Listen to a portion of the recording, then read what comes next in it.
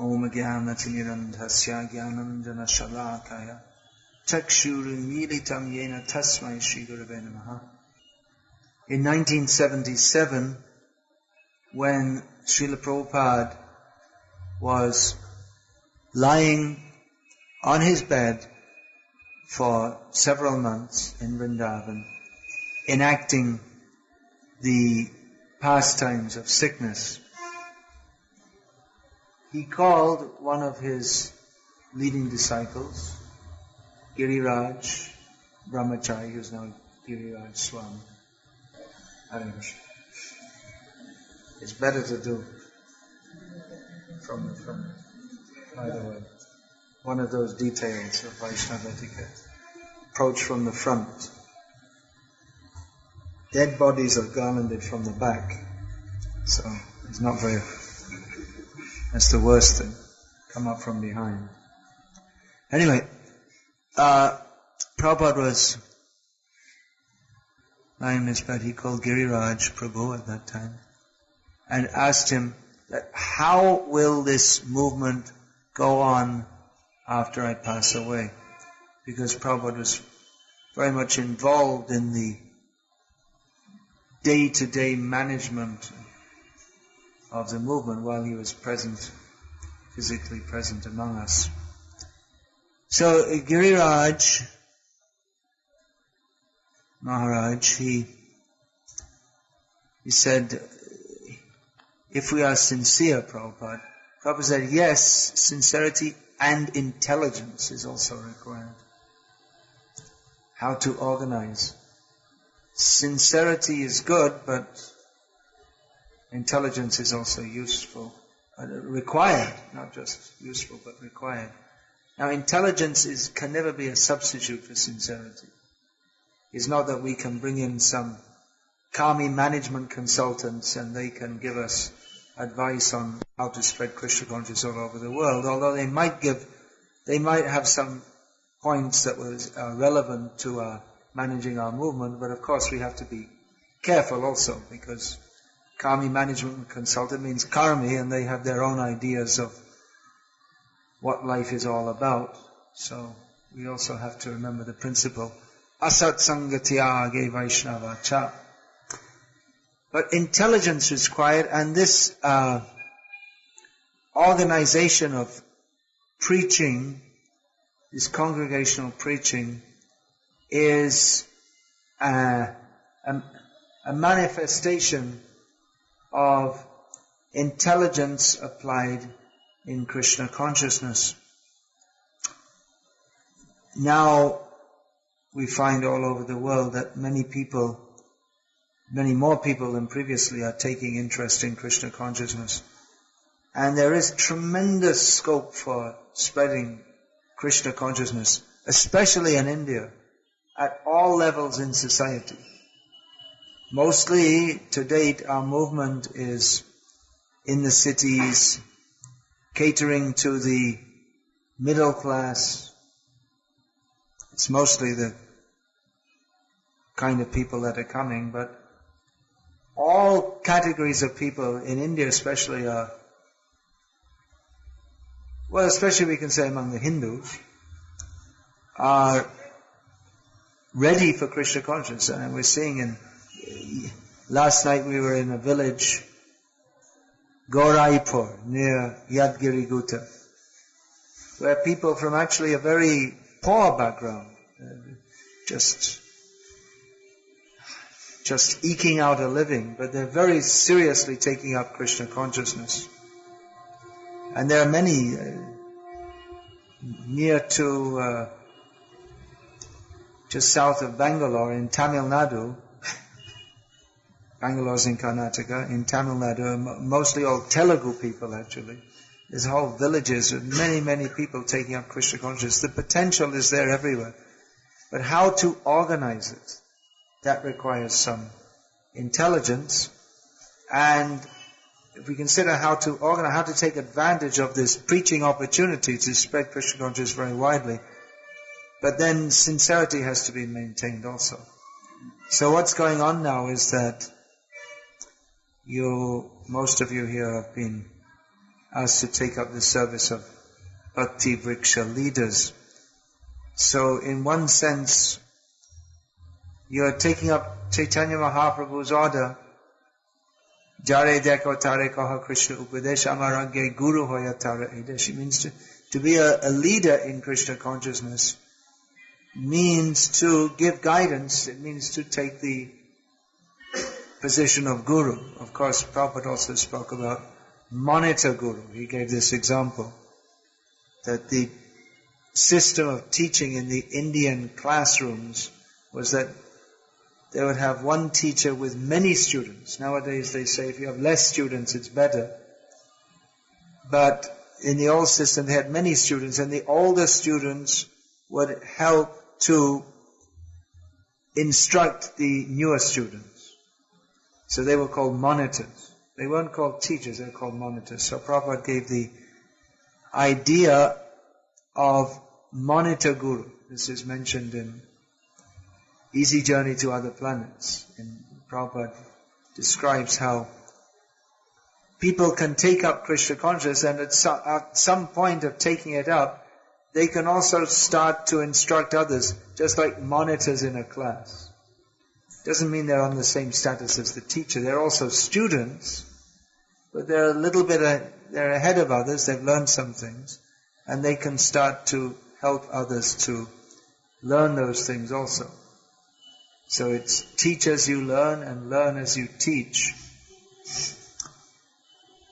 So that is a very great responsibility, actually, especially for us who are all learners, to take on responsibility for teaching the highest truth, the absolute truth, Krishna consciousness.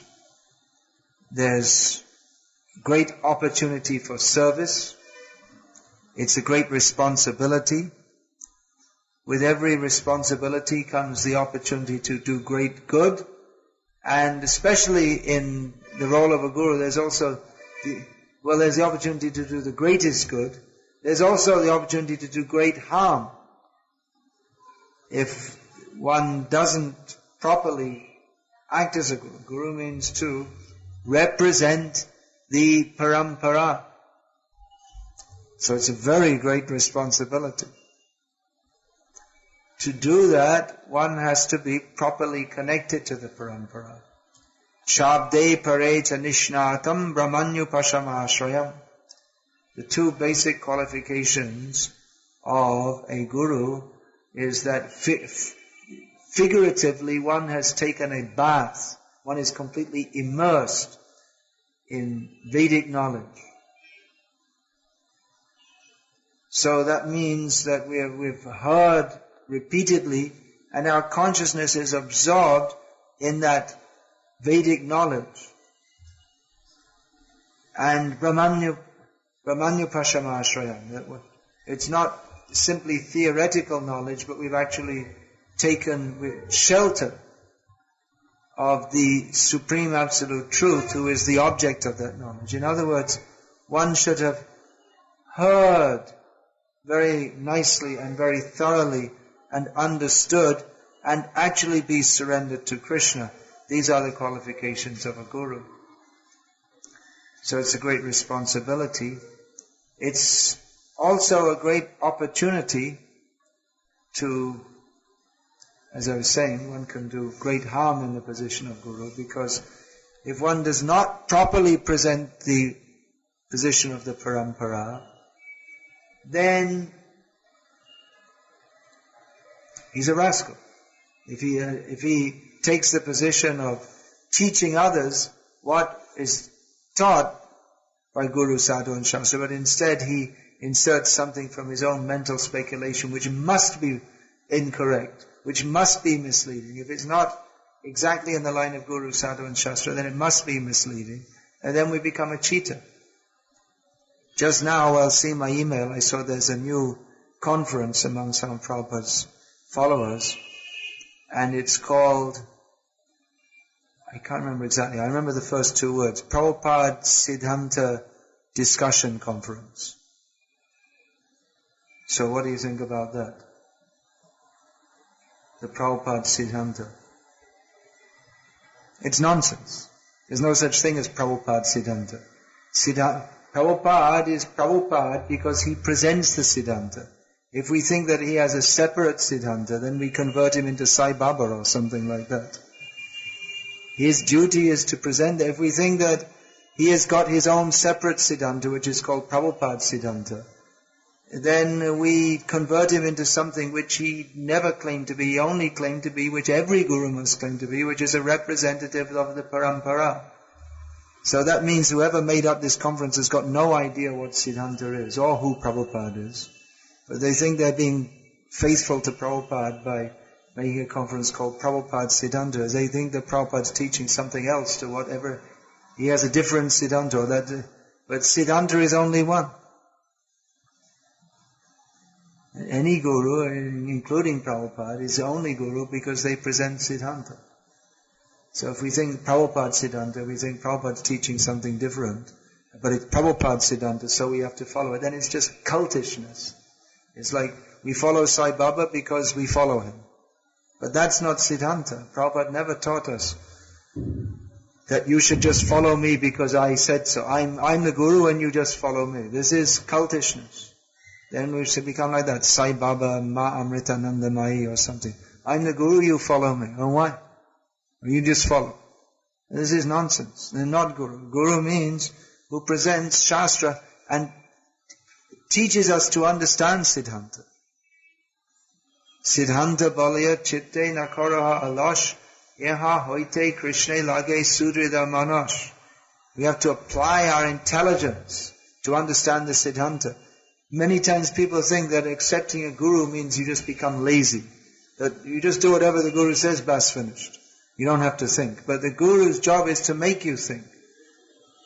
To understand. Because as intelligent living beings, we have the propensity and the proclivity to think. We must think. So if we don't think according to Guru, Sadhu and Shastra, then we'll think according to Deccan Chronicle or whatever else we're hearing, whatever else we're taking our information from. So, Guru teaches us to understand, not that just, well, I said it, so you believe it. That's how I became a non-Christian. Because they told me, it's in the Bible, you believe it. You say, well, wait a minute, I don't understand. This doesn't seem to make sense, that God's your all-loving Father, but if you don't believe in Him, you go to hell forever. I said, wait a minute, that doesn't sound very merciful. I mean, my own Father, He's not God, but if I do something wrong, He punishes me and gives me another chance. But you're saying our all-loving, all-kind, all-compassionate, all-loving Father, if you fluff it in one life, He burns you in hell forever. And that doesn't make sense. Well, you have to believe it. It's in the Bible. Okay, see you later. You keep your Bible, I'm going off somewhere else. There's no appeal to it's an appeal to turn off the intelligence. But Guru is meant for giving education. Education is derived from the Greek, I believe, it's either Greek or Latin, which means, it doesn't mean to drill you, to brainwash you, but it means to draw out that which is already within, which is exactly the point of Krishna conscious education. Nitya siddha Krishna prem shabda kabunai shavanadi shuddha chitte karaye udoy. Everyone is a devotee of Krishna. We cannot convert people to be Vaishnavas, because everyone's already a Vaishnava. But the thing is that most people have forgotten. So that Krishna prem, which is in the heart of everyone, has to be reawakened by the process of hearing and chanting about Krishna. So who speaks? The speaking of Guru must be connected with the parampara, because that is the system to connect with Krishna. And the potency, Krishna Shakti, will come through such speaking. And that will have the effect of awakening, or reawakening the Krishna consciousness in everyone's, in the heart of the listeners. especially those who are susrushu shradhanasya, those who are inclined to service and to listen with faith and submission. So, speaking by Guru, Krishna Katha, Guru means not a designation. You got a rubber stamp. Guru, okay. Yesterday you weren't a guru, but now you're a guru. You got me.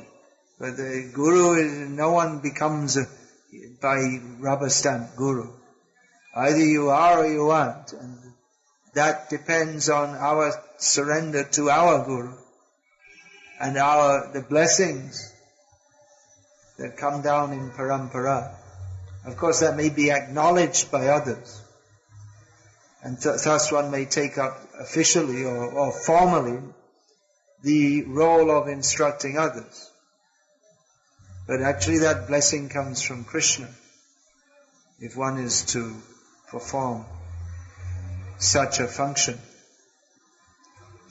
So, to discharge the responsibility of guiding others in Krishna consciousness requires that we ourselves be linked with the parampara by understanding Prabhupada's books, by following what's in the books, and by making our heart one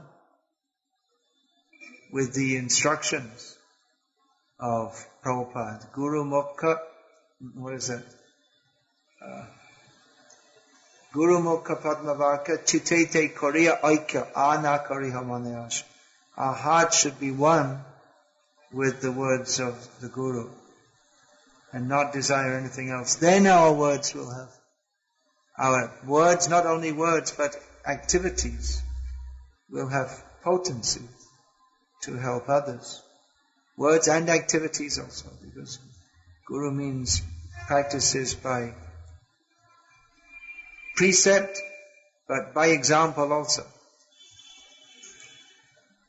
That, what is that? How the Guru teaches, what is that verse? Swayam acharata yasmat acharyas tena kirjitaha. Achinoti yashastrani acharya sthapyatyapi swayam acharate yasmat acharyas tena kirtita. Guru means one who teaches Shastra, teaches by his own example how to follow Shastra, and in this way gets others also to follow Shastra. So such a person is known as Acharya. So you all have to take up the service of Acharya or monitor Guru. As soon as, if one starts to think, now I'm a Guru, then you immediately, the first uka in Guru becomes lost, as an example that Bhakti Saraswati gave.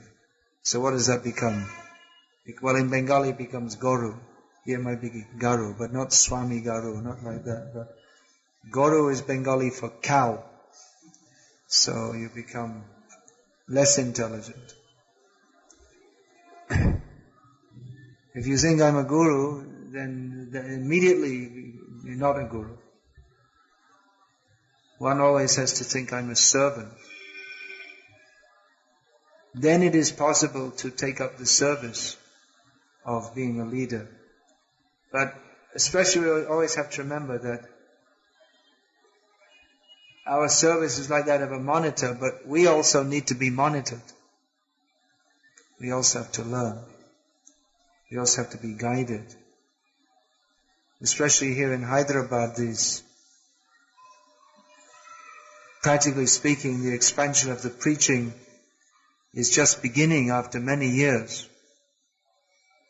And many people are coming forward newly, and although almost all are quite immature in many ways in Krishna consciousness, but due to force of circumstances, they have to be the leaders.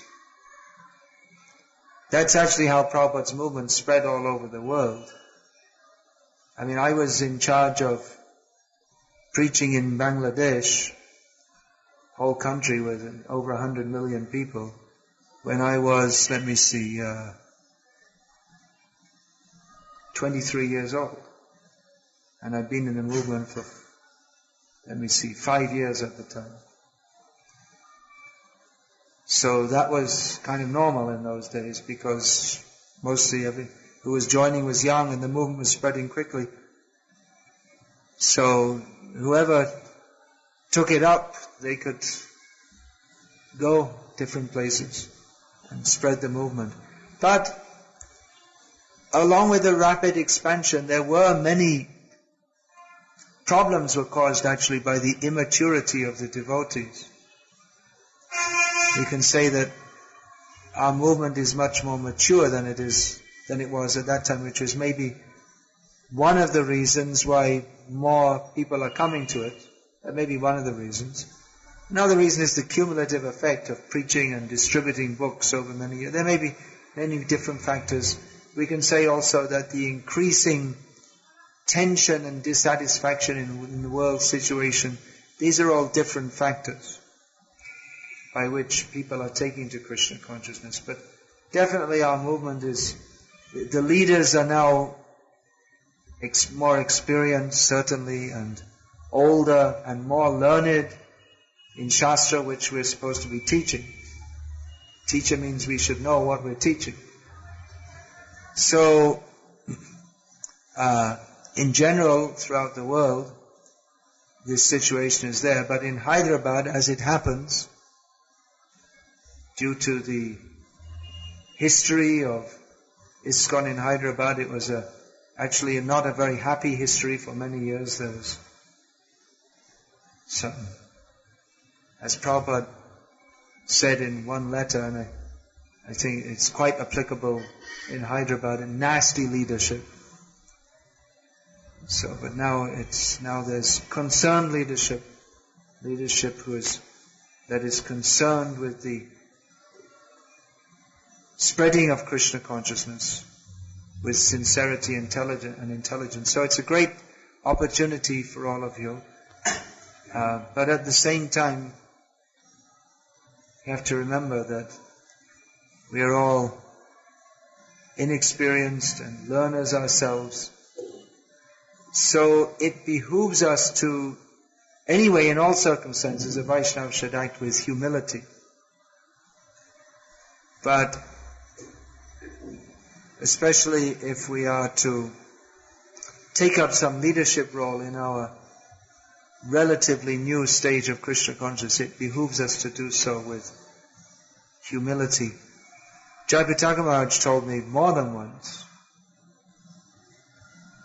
that he was made temple president in Montreal, I think it was, before he came to India. He joined in the West, actually, believe it. He's so long in India, you can hardly imagine, but he actually joined in Canada. He joined the temple there, and Prabhupada made him the temple president when he'd been in the movement just a few months, and everyone in the temple was a senior devotee to him.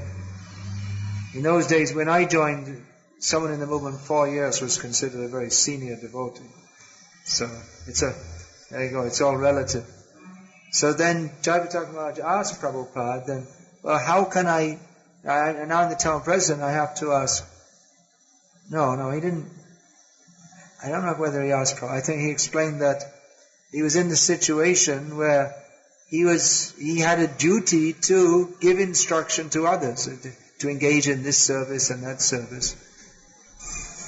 But on the other hand, it might be quite natural due to whatever, some false ego or whatever it might be, that those who are senior to him might think that, well, who's this person to tell me what to do? I had the same experience in London where I joined. I was quite new in the movement, and they asked me to start giving classes.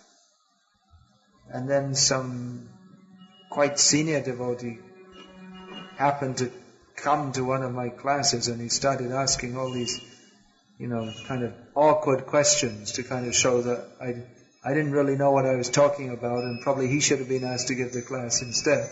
That seemed to be his attitude then. So it may be like that. I mean, we're not all perfect devotees. So some egoism may be there. So Jamacharya Maharaj told that. So I had, if I was going to do my service, probably give the service if I could do. I couldn't do it by saying, hey, do this, do that, go there, do this, do. But he said, Prabhu, there's some service required in the kitchen, washing pots. Do you think you could please help with that? And if someone asks like that, then you're more likely to say yes, isn't it? Than if someone comes and says, hey, what are you doing there? Get to the kitchen, wash them pots. You say, whoa.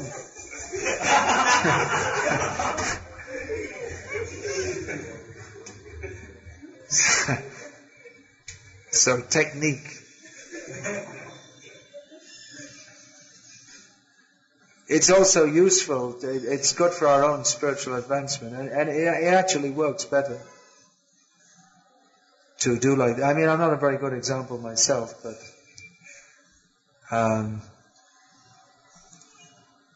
just a big talker.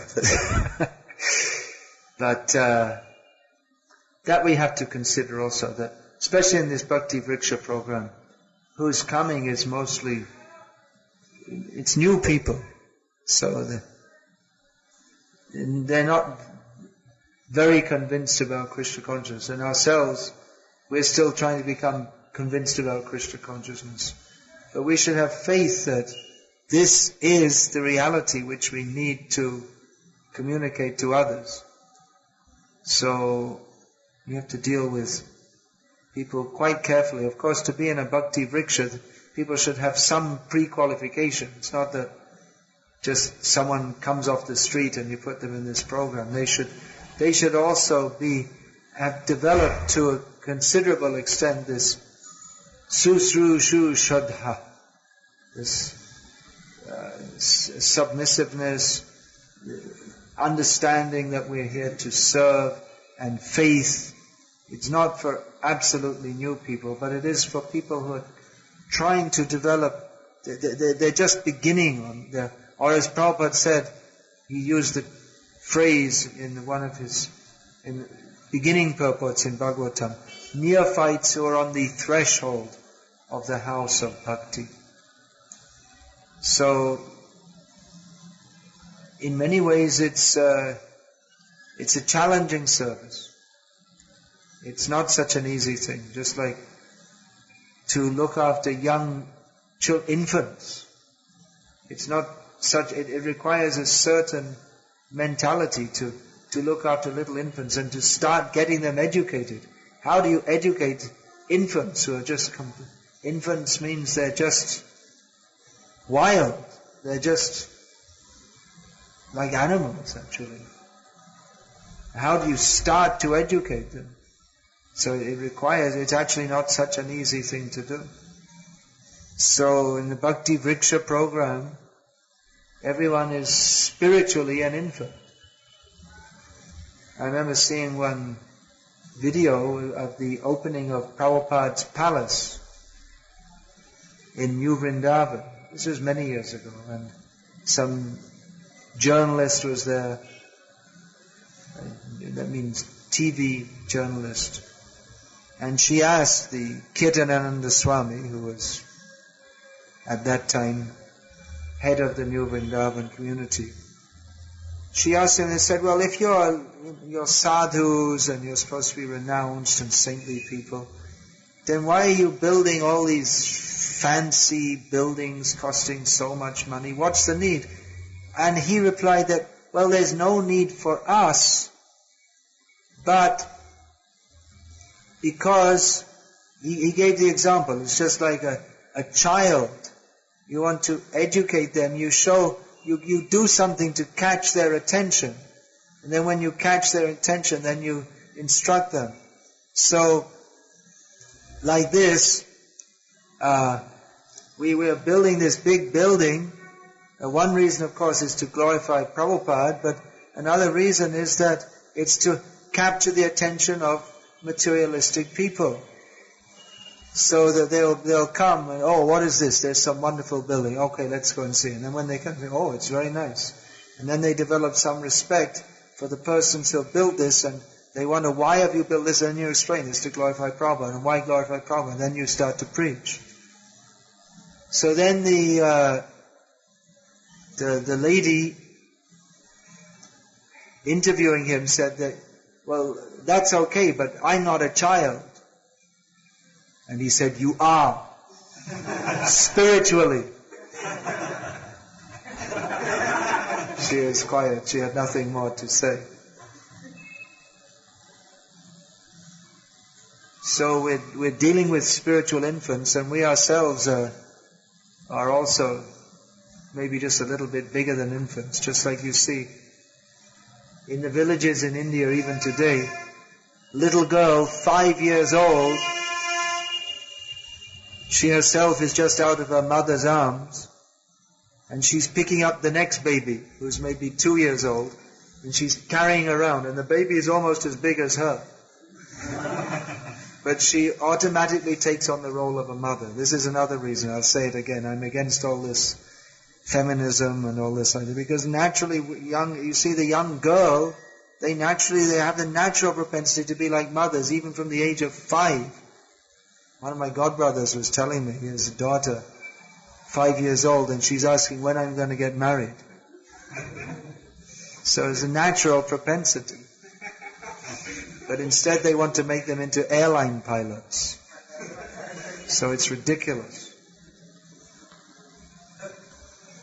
Airline pilots and soldiers in the army go to Iraq and shoot people dead. Anyway, that's another topic. Anyway, the example is given that we are ourselves spiritual children, but we have to assist in looking after the spiritually little bit younger children. So the 5-year-old girl is picking up her 2-year-old brother. So the mother, her mother, or they're both of them, their mother, she will see and say, yes, very nice, very good. But she'll make sure that she doesn't go out of eyesight. She'll keep an eye on her also.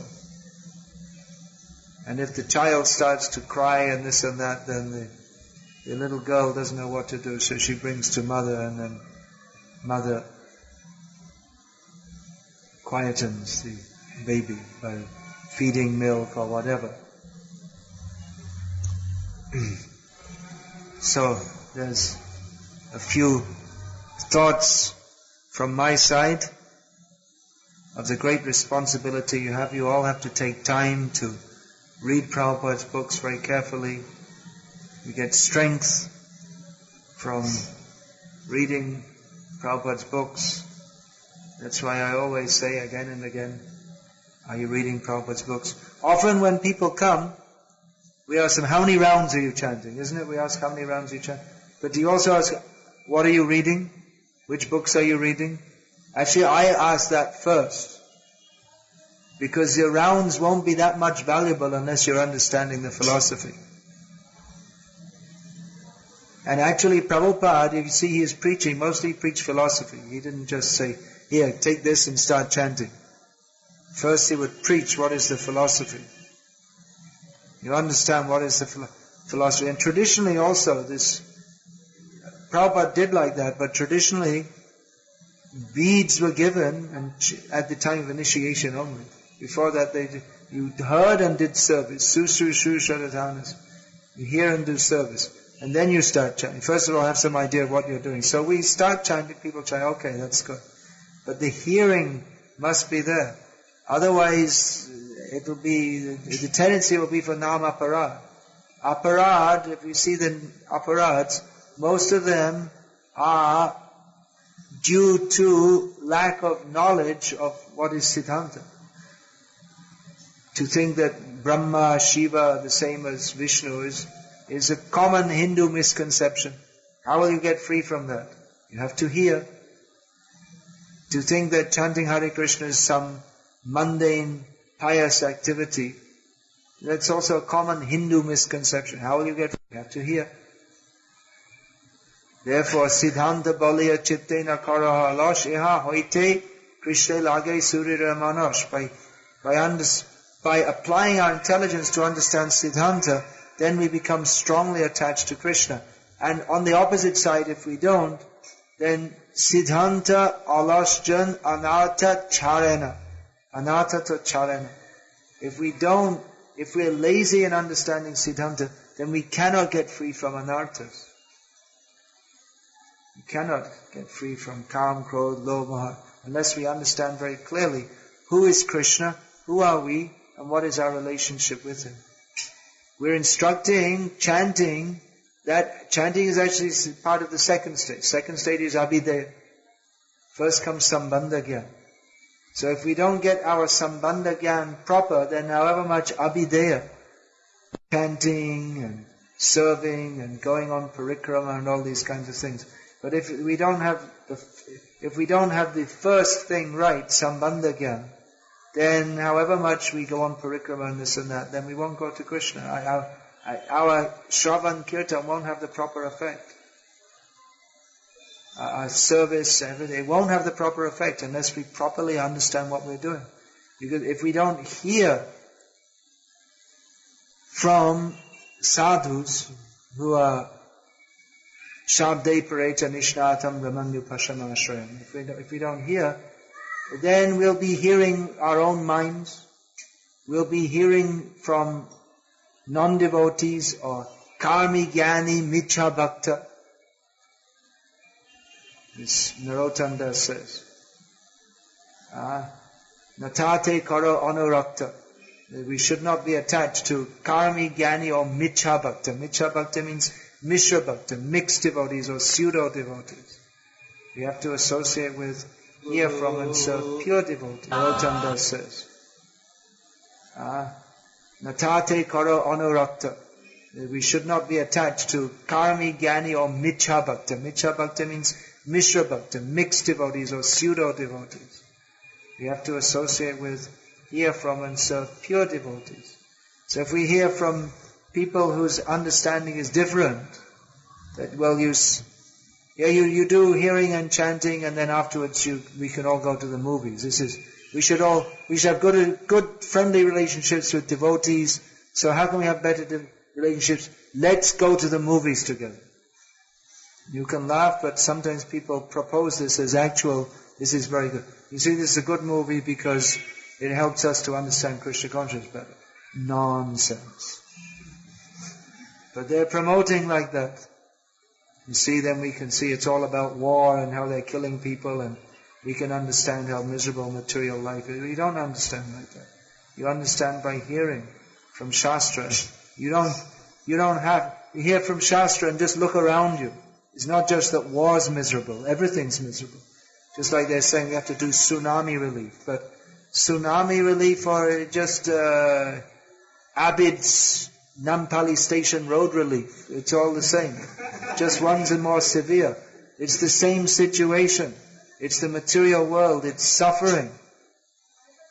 And we think, well, this is very bad, but everyone's dying, everyone's suffering their karmic reaction. If we think we have to help them more, why? Everyone's in the same situation. There's no intrinsic difference between tsunami victims and Nampally Station Road victims. Victims, who's a victim? We're all embracing Maya. We're not victims of Maya, we're voluntary victims. We have volunteered. Hoya Maya das kari nana abhilash. We have volunteered to be a service of Maya. We have so many material desires, and thus we are implicated in material life. Tsunami, why we think it's so bad? Everyone has to die and become a cat, a dog, a frog, a rat, a tree, an Indra. In one sense, those who died in the tsunami are better off because they finished their human life quicker. They'll have less sinful reactions. The ones who stayed behind, they'll go on fishing and eating meat and drinking, and they'll have more sinful reactions. So they're worse off.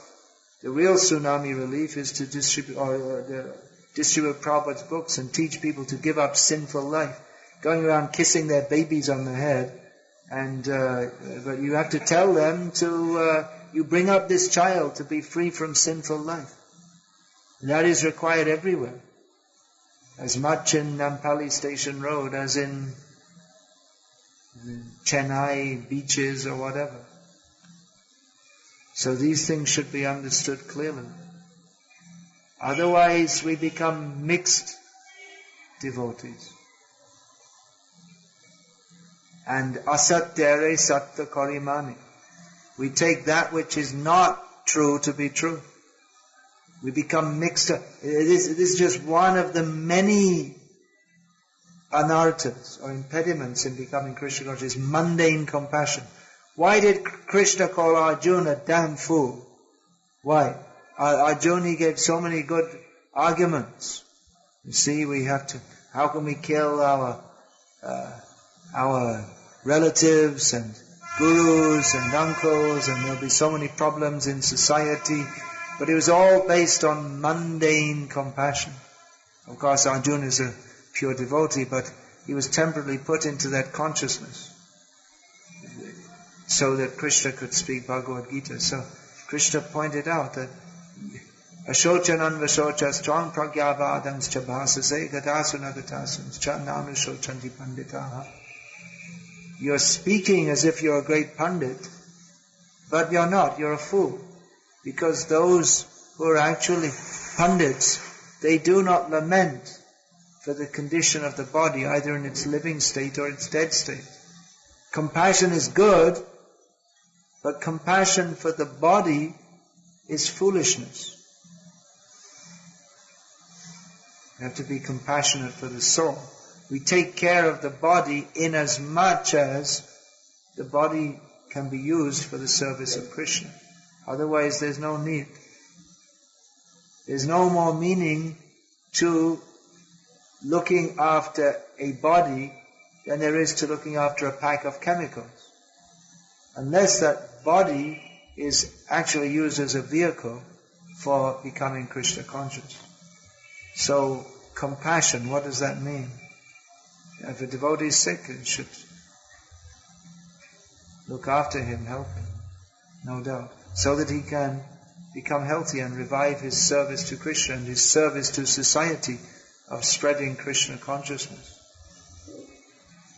So, the example of Arjuna Vishada Yoga, this example is an example of how whatever conceptions we may have of what is right and what is wrong is very likely to be wrong.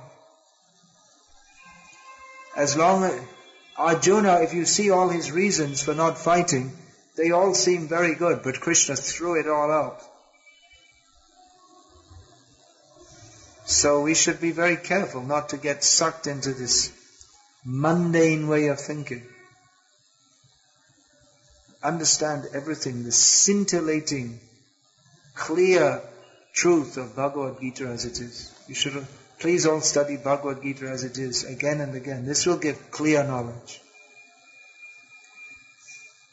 Bhagavad Gita is the best book for practical philosophy, how to apply in our lives. Other philosophy, or we can say, yes, Bhagavatam gives philosophy more deeply, that's true. But practical, pragmatic, what to do, how to apply in our lives, Bhagavad Gita as it is. Best book. So please study this, and then you can advise others also. There are many points to be considered. Guru, and how much should you get involved with your wards? That we also have to see. And then we have to some extent we may need to advise how to deal with their material situation. But we also have to be careful not to get so much sucked in to their material situation and to keep them spiritually focused. Like I say, it's not such an easy task. So please execute it under guidance, praying to Krishna with sincerity and intelligence. Pray to Krishna for intelligence, and Krishna will help you. So, Hare Krishna. Any questions or comments? Yeah, always the first hand up. It's alright, it's good. It's good to have a Krishna conscious, lively mind. Took it with your right hand this time. It's good, you learned something. Don't forget it when I go away. And don't think it's just my fanaticism.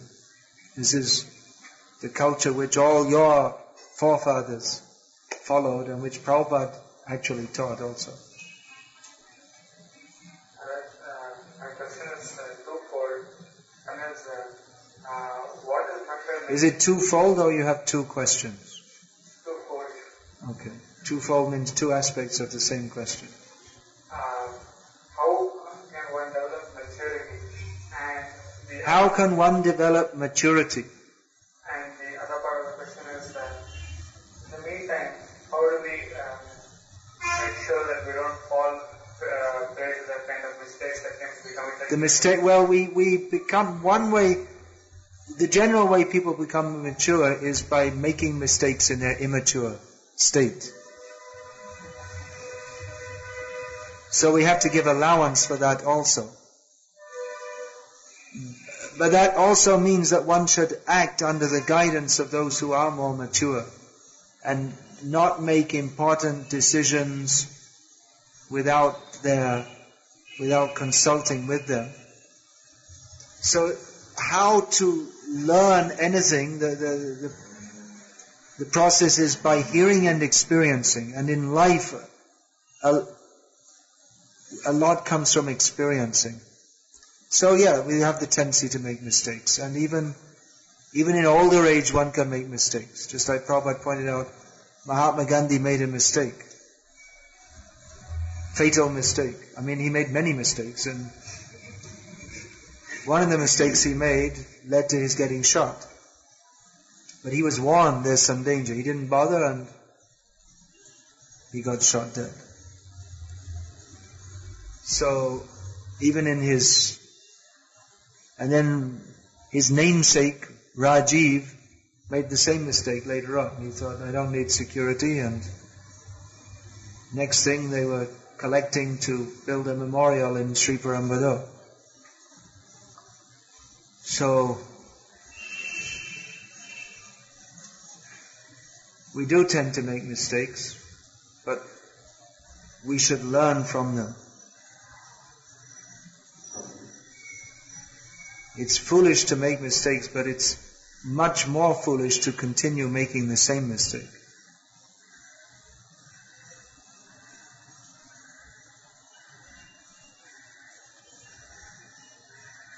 Life is very complex.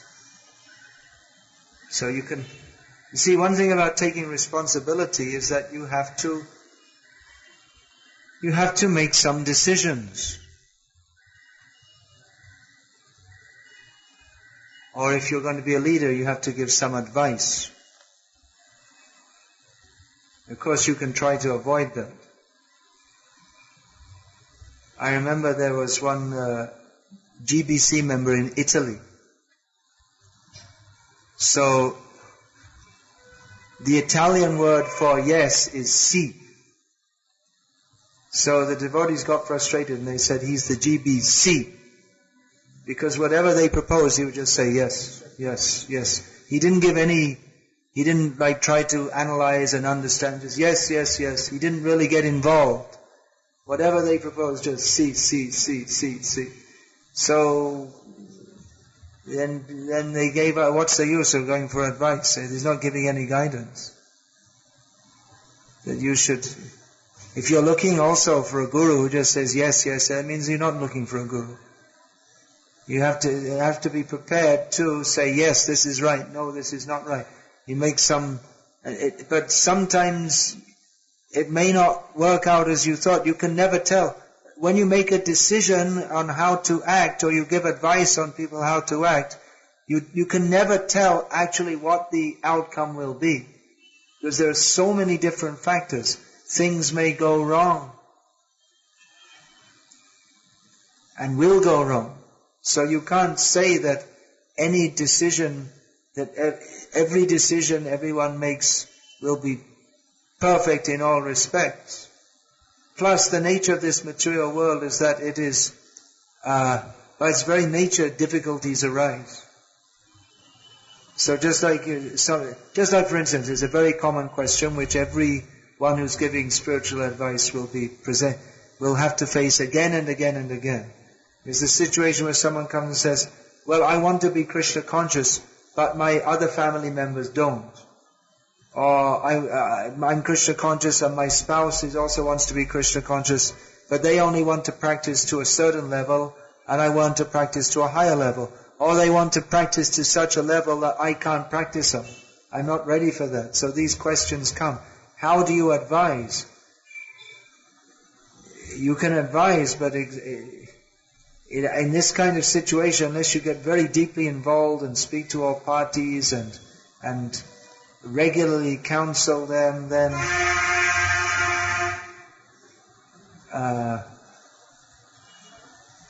it's difficult to understand exactly what the whole situation is.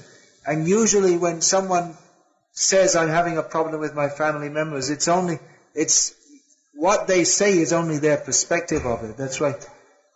When you give advice, especially when someone has a complaint against someone else, it's always, this is something we can learn if you don't already know, is that you should always hear the other side of the story also.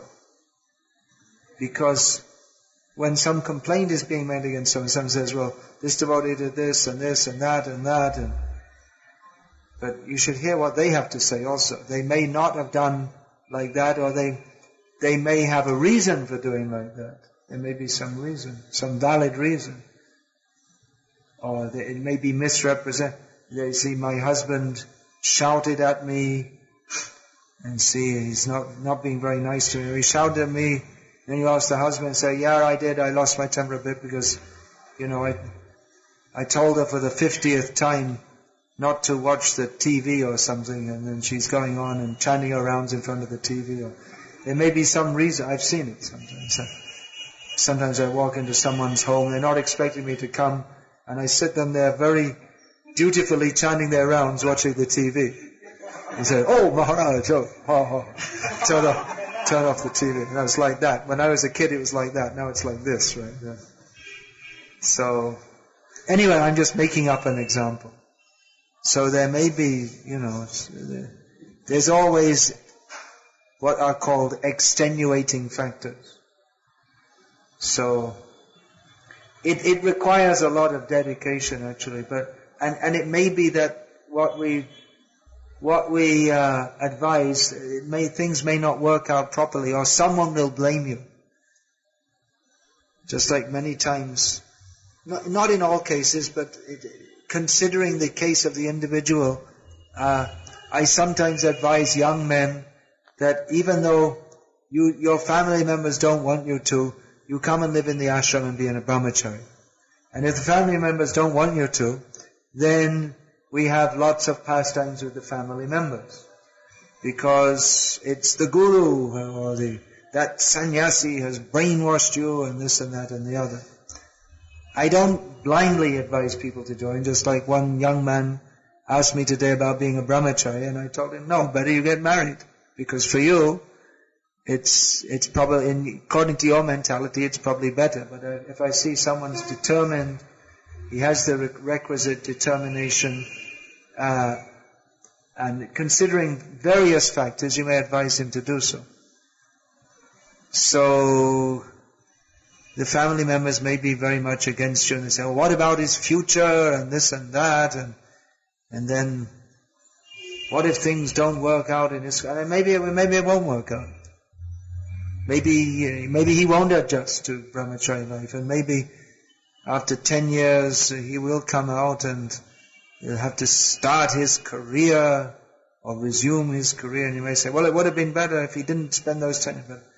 So the point I'm making here is that people may have different perspectives. Some people, so even our devotees may say that, well, better you don't join and you have your career. But we'll say, no, you spent 10 years serving Krishna. That's the opportunity. You can work like a donkey in any lifetime. But the opportunity to serve Krishna, you get that after millions of births. And the Shastric conclusion is, Tyaktva swadharmam charanam bhujam hare Vajanna Pakvo Tapatet Tato Yadi Yatra Kvava Bhadram Abhudamu Shakinko Vataraptang Bhachatang Swadharmataha. This is the Shastric conclusion, that means the conclusion of Bhagavatam, which is the most important conclusion, is that if one, means the actual conclusion, that's what I'm saying, it's Siddhanta, it's not my Siddhanta or Prabhupada's Siddhanta, it's Vyasadev's Siddhanta, which means Siddhanta. There's no my Siddhanta, your Siddhanta. That means we don't know what Siddhanta is. Anyway, Vyasadeva, through the mouth of Narad Muni, has stated, or Narad Muni has stated, and Vyasadeva has recorded, that if one gives up his material duties to serve, to fully surrender to Krishna, but falls down from that position in the immature stage of bhajan, before he's imperfect in Krishna consciousness, no loss. Whatever you did is for your benefit. That's for the eternal benefit of you and your family members, and for all of the Vishvavasi. So, but on the other hand, if you execute your material duties perfectly, but don't develop Krishna consciousness, it's all completely useless. This is the verdict of Bhagavatam. So people may say, well, this is fanatical. Well, you go and complain to Vyasadeva. We accept Vyasa. So, really we have to see according to Shastra. And we can expect that definitely we cannot satisfy all of the people all of the time. We have to satisfy Krishna. That doesn't mean we deliberately try to make enemies of families and friends, and we can try to bring them around gradually and this and that. Gradually, carefully. But there are some cases where someone just has to say, well, Hare Krishna, I'm joining the ashram. There may be some cases. Or there may be many cases where the family members are not favorable. But anyway, you have to go on.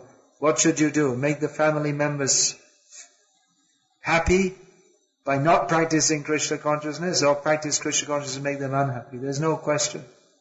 You have to practice Krishna consciousness. Of course, we may be somewhat tactful in how we do so, and not deliberately, like I say, antagonize them. But at the same time, we can expect that in the course of performing this service, we may be at odds with the relatives of certain family members. And it may be even that the people that we're taking into Krishna consciousness, we're making so much effort to try and help them, and some of them at some point may turn around and say, hey, you're misleading me. I could have been developing my career, and instead you had me come to the temple and sell these books. That happens sometimes. People become converted back to demons. It happens. So a preacher has to be selfless and expect that people, they may not reciprocate. Even one sannyasi was telling me quite disappointedly, one of my godbrothers, that, you see, it's the 20th anniversary of my taking sannyas, but none of my disciples even noticed or remembered. It's just like in the marriage, if you don't remember your wife's, the wedding anniversary, and so the wife will, she'll be disappointed. So he was expressing some disappointment. So it may be that you're making all effort for others, but they may not reciprocate properly. That may be there also. So we have to be very, very much selfless. But these are just some thoughts of, and so many other things to say. What was your question? Maturity, yeah. Maturity, the very word suggests that it's something that comes with time. That's why I'm saying generally we have more experienced people as leaders. But the youth, spiritual youth, that that may have also the qualities of freshness and enthusiasm. So that's also very useful. Good quality in Krishna consciousness.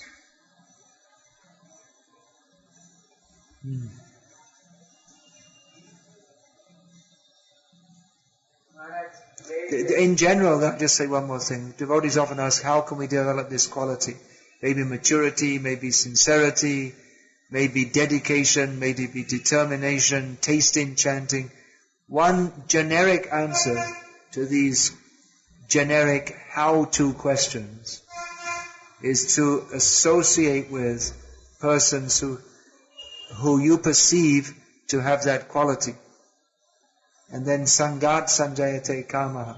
Our desires develop by association. Yeah, Maharaj. Generally, newcomers will expect some guidelines from the senior devotees or some seniors.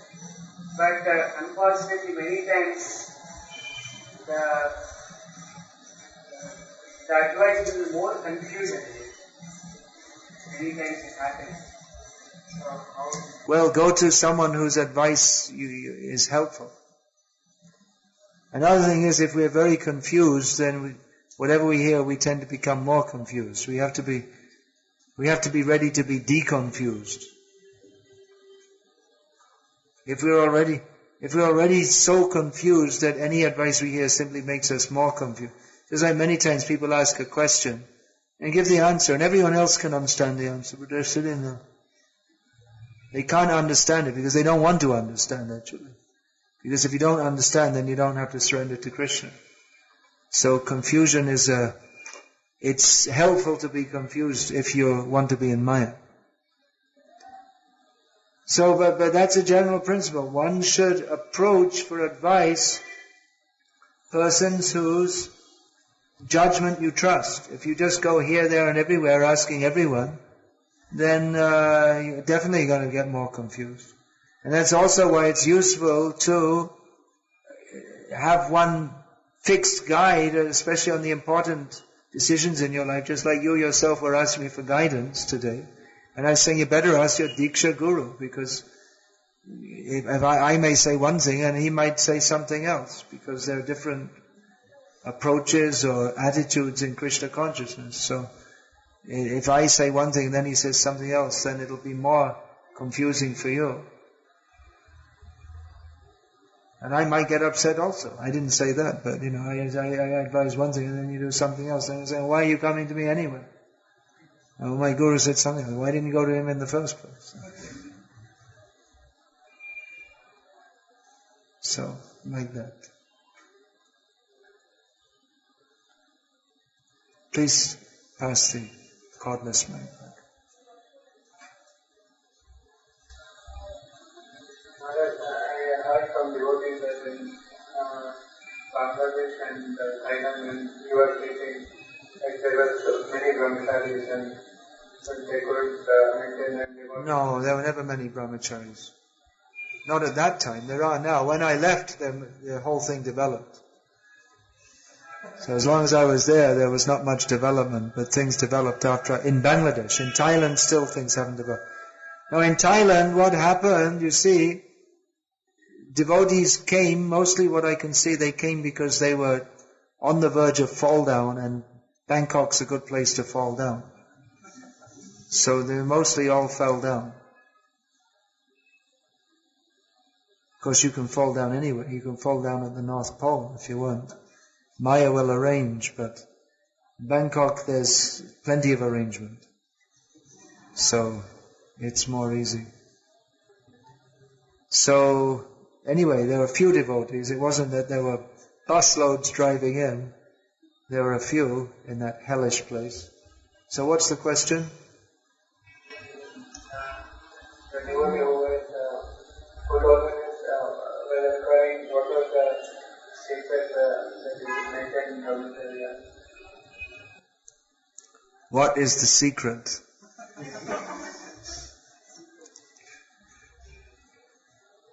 Recently I went I went to Dubai, and I have to enter there in kami clothes because it's Muslim country, United Arab Emirates. So there was a young lady at the immigration counter who started to speak to me in a too friendly manner. Even though she was in her burqa, she started asking questions. Oh, you're from England, what are you doing? You're traveling round.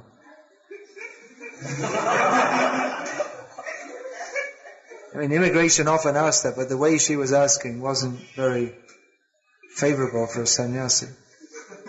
He said, do you have a wife?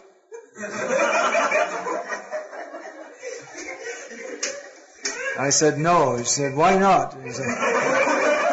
She was surprised because Muslims mostly have 4. Isn't it how many they can have? 4 or 5? 4, yeah. 4 at a time. Then you swap with the next door neighbor and like that.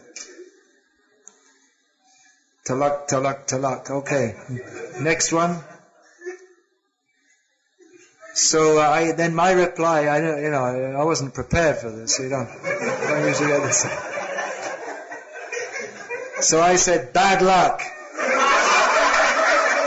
I was going to say, my instant response was good luck. I was thinking to say good luck, but then I thought, oops, she won't like that, so I said bad luck. I took my passport, she already stumped it and walked out. So the same thing,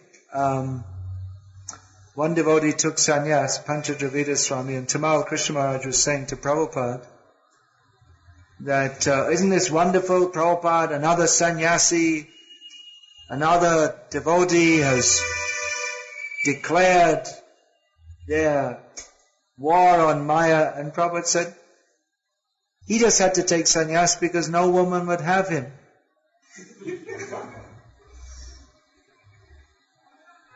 So, maybe like that. What's the secret? I don't know. I get up every morning and I have service to do and have my rounds to chant, and I never thought about marrying because I have service to do, and it just goes on like that day to day.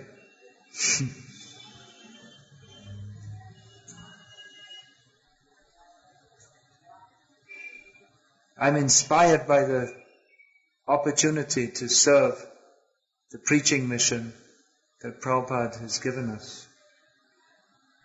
Some inspiration is there.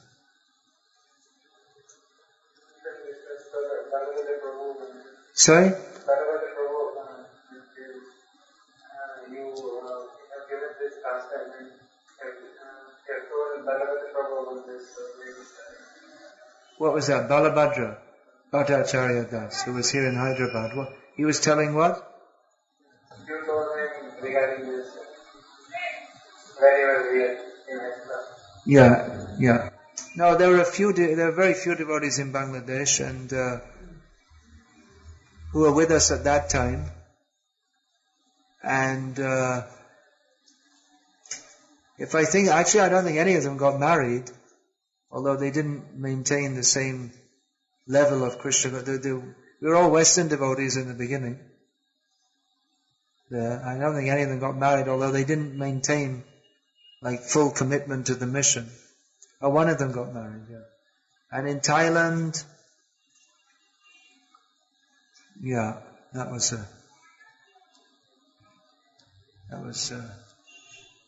like I was saying, they came to fall down. Maybe it didn't come to fall down, but we got sent from India, the people who were really shaky. And it was someone's already sick and they're already wounded and you're sending them to the front line or something. So it was a difficult situation in Thailand even if you didn't go looking for fall down, it came looking for you.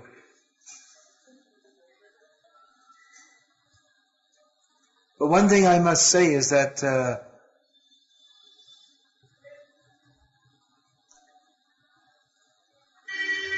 I never encourage. Definitely there are situations, opportunities where You can fall down, especially many times just by the nature of the circumstance, I was traveling alone many times. And there were opportunities where Maya presented herself, but I didn't start to play with that. I just cut out immediately.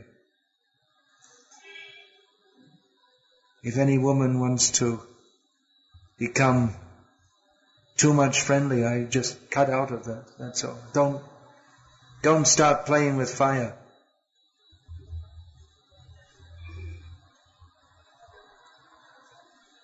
So any male in Krishna consciousness, but especially brahmachari and sannyasi, they should only deal with women Prabhupada said, only for important service. Otherwise not. Even in Vedic culture, grihastas, it's not that that means they mix up with every woman. They have their wife, they have their mother, they have their sister. Even their sister, if they're more grown up, you don't mix up very much. Or there's limits on that. So very careful, because like ghee and fire. So dealings with women should be like mother, respectful, but not more than required. Matra swasra tu hitrava. How does that verse go? Matra swasra tu hitrava. Na viviktasano bhavit. Balavan indriya gramo vidvang sanapi karshati. This is from Manu and in Srimad Bhagavatam. This comes that one should not sit very close even to his mother, sister or daughter, because the senses are so strong that one may agitate them. And Prabhupada explained this verse. It means that, this means that must mean for some very low class person that their senses could be agitated by sitting next to their sister, mother or daughter. But no, Balavan Indriyagramo, Vidvan Sanapi, even Vidvan, even someone who is a great scholar of Vedic knowledge, they also may become agitated.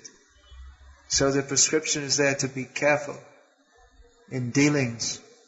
So the modern idea that men and women should mix up and laugh and joke, it's not at all good for spiritual life. And we should maintain this culture in our temples of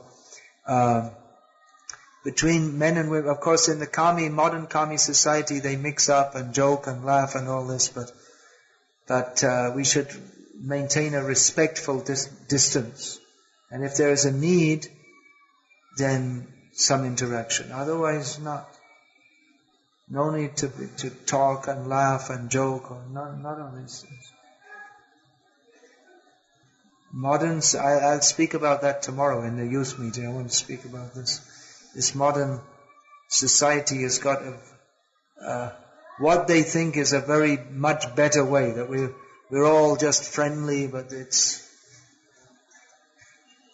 friendly means next thing is abortion.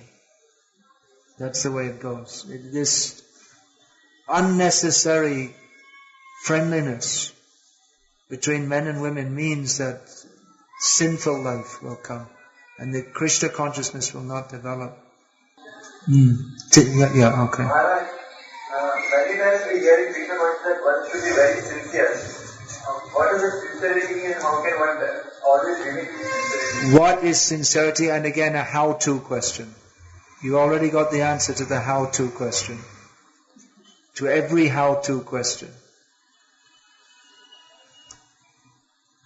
What is the meaning of sincerity? Sincerity means anya bhilashita shunyam jnana kamadhyana vritam anukulyena krishnanushilanam bhakti ruttama. We should serve Krishna with no other desire but to act for his pleasure. That is sincerity. And that we may have other desires means that we stringently try to overcome those desires so that our hearts can be pure, free from all these other desires. That is sincerity. Otherwise we are karmi jnani michha bhakta. Karmi jnani michha bhakta natate karo anurakta. We shouldn't be attached to the association of karmis, gyanis, or even mixed devotees. Recently on the demoniac chakra website, if you want, you can post that as widely as you like. There I said chakra is a demoniac website. It's supposed to be giving news of Krishna consciousness, but actually they put so much blasphemy there also. There came a report about the first ISKCON devotees golf competition. And it described how certain devotees, they all came and played golf, and even one GBC member came. So you may think, well, that's good, they're all devotees, because first of all they had kirtan, and then they had a class, and then they had prasadam, and then they went to play golf. So, they're all devotees. So that's one way of relaxing with devotees. It's nonsense. You may say, well, it's all devotees, so we're associated. But associating with devotees means to associate on the principle of Shravanam, Kirtanam, Vishnu, Smaranam, Pada Sevanam, not some nonsense, stupid hitting a ball with a stick, which has got nothing to do with Krishna consciousness. So we find Mithya Bhakta, or Mithya, false devotee. It's inevitable. Prabhupada preached Krishna consciousness very widely, and whoever preaches Krishna consciousness very widely, whoever preaches religion, others will come afterwards and dilute it. Just like Jesus came, and Jesus wasn't a butcher or a drunkard, but later in the Bible they converted him into a butcher and a drunkard, so in the name of Jesus they could be butchers and drunkards. So like that, Prabhupada came and preached Krishna consciousness, and now they're reinterpreting it. It's inevitable. So people will say, well, just like I got a letter from devotees saying that, well, all the devotees here say that you can buy biscuits from the store and offer it to Krishna. So what's wrong with that? It's devotees offering it. So this is not what Prabhupada taught us, not what the Acharyas teach us. You see, well, it's offered, and then we're at their house and they offer us some biscuits. And we don't eat biscuits, but we offer it, and we're initiated devotees. Your initiated devotees means you shouldn't be eating this. You may think, well, if you offer it, then Krishna, he's forced to accept it because I offered it with such love. But no, if you have love, you don't offer this. You don't eat such things. So, sincere means we have to be sincere in our desire, and that means we should follow the principles and not reinterpret it. That means not sincere. Anything else? Give the mic. Which does give us slight amplification. You can also just say it loudly and everyone will hear.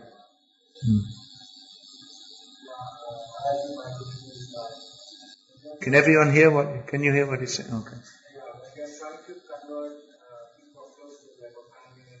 Not convert. Remember I said? You can't convert. We're trying to bring people into Krishna consciousness. Yes. We are trying to bring our friends and family that are workplace. Yeah. Oh, it's already, is that the right time? 9:20? Okay. Alright. This can be the last question. Then? Sometimes we feel that there are, to what extent we should stretch ourselves. Yeah, like I said, we have to, you can't just give a general reply. You have to see the situation, who they are, who you are, what is how much they'll listen to you. You really have to, if you want to take advice on this, you have to have someone who's really knows you very well and your family very well. Like this. You can ask, but it's very difficult to give specific advice.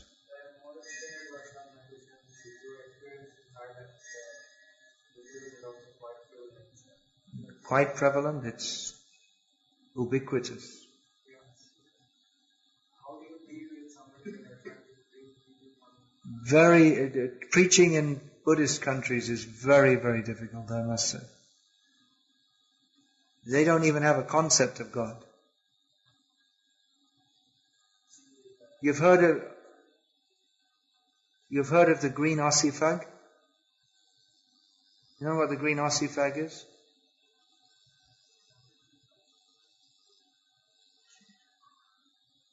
Well, it's like that in Thailand. If you talk about God, they don't even have any idea what God means. Even Muslims have some idea. Christians have some idea. And Hindus have some idea. But in Thailand, they don't even have a word for God in their language. So it's very difficult. And they don't like, the Thais are called smiling Thais. Whatever you say, they just smile. And if they become too upset, they stick a knife in you. But up to that point, they just smile. That's their culture. You should never show any anger. Just smile, smile, smile. Even if you hate the person, you smile. That's why I say that that's why a Thai, he only smiles at you or sticks a knife in you. Because when he can no longer smile, he'll kill you. That's all. So they're very nice people, at least they seem to be. They smile and they smile. But the only thing that you can see, you get upset if you start talking about God. So it's very difficult. We didn't make much progress when we were there. Progress we made, we distributed books, we did Harinam. China, well, they don't have any culture at all. So in other words, the culture was destroyed by communism, so it's quite open. I've never been to China, except I went to Hong Kong for 2 days, 20 years ago, so I can't say. Anyway, you're in Hyderabad, so you can preach here. If you want to go to Thailand, that's nice for preaching. It's a tough job, but it can be done gradually. So the situation here is more favorable for preaching Krishna consciousness.